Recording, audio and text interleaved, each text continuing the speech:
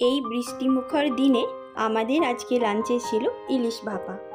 ইলিশ ভাপা কম বেশি আমাদের সবার খুব প্রিয়। চলো দেখি আমি কি করে খুব তাড়াতাড়ি ইলিশ ভাপাটা বানিয়েছিলাম। প্রথমেই আমি মাছের পিসগুলোকে খুব ভালোভাবে ধুয়ে তাতে নুন হলুদ ম্যারিনেট করে রেখে দিচ্ছি।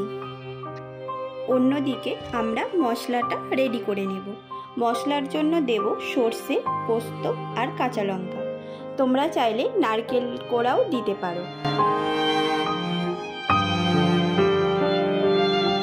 এই মশলা পেস্টটা মাছের পিসগুলোর উপরে দিয়ে আরও একবার ভালোভাবে মাছটাকে ম্যারিনেট করে নেব, যাতে প্রত্যেকটা মাছের পিসের গায়ে মশলাটা ভালোভাবে লেগে যায়। আর সাথে দিয়ে দেব স্বাদ মতো লবণ।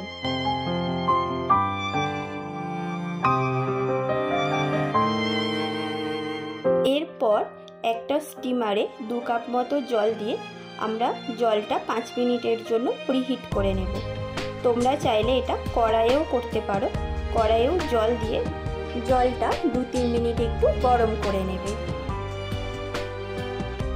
অন্যদিকে একটা পাত্রে বা টিফিন বক্সে মাছের পিসগুলো খুব সুন্দরভাবে সাজিয়ে উপর থেকে মশলাটা দিয়ে দেব।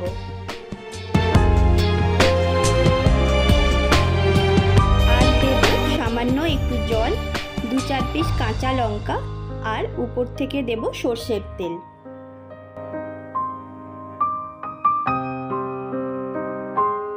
এরপর স্টিমারে জল গরম হয়েছে কিনা চেক করে খুব সাবধানে মাছের বাটিটা স্টিমারের মধ্যে বসিয়ে 10 থেকে 15 মিনিট মতো ঢাকা দিয়ে ভালোভাবে মাছটা স্টিম করে নেব। স্টিম হয়ে গেলেই রেডি আমাদের টেস্টি ইলিশ ভাপা। গরম ভাতের সাথে এই বর্ষামুখর দিনে খেতে যার কম্বিনেশন থাকে খুব দুর্দান্ত। Thank you for watching.